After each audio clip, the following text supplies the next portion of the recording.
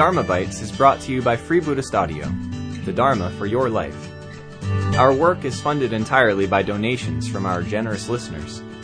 If you would like to help us keep this free, make a contribution at freebuddhistaudio.com/donate. Thank you, and happy listening. And even if we had thought that we were equal to them, somehow we can be challenged by their happiness. That can make us feel inferior. It's very interesting with resentment and the way that it can manifest. But Upekkha, with its wisdom eye, just sees through that self-other dichotomy, enabling us to open out into the spacious calm and balance of equanimity.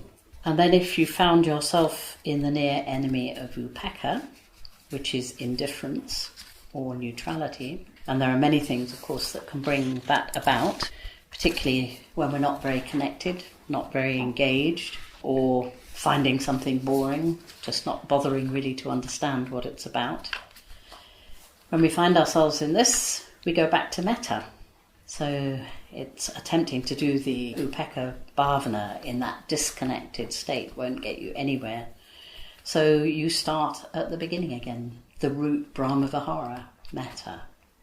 And it reminds us that it's only through its deep connectedness and well-wishing for all that lives that the other three come into being. So I hope that gives you the sort of basic idea of how they each provide the antidote for the near and sometimes the far enemies. And you can play around with it. You can experiment a little bit. If you're finding yourself in difficulties in one of the practices, then go to the next practice in this way and see what effect it has. See what works for you, see what feels appropriate. There's a lovely sense of them being very whole and complete when you get to know them in this sort of way. They're no longer kind of four separate qualities of the heart. Instead, they become kind of one practice with different facets. Bhante's said that there is really only one Brahmavihara, and that is metta.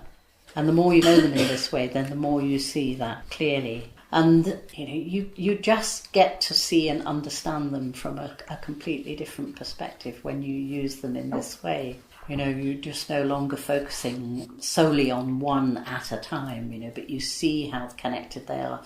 You see in particular the way that metta is connected with karuna and mudita, those two wings of the bird.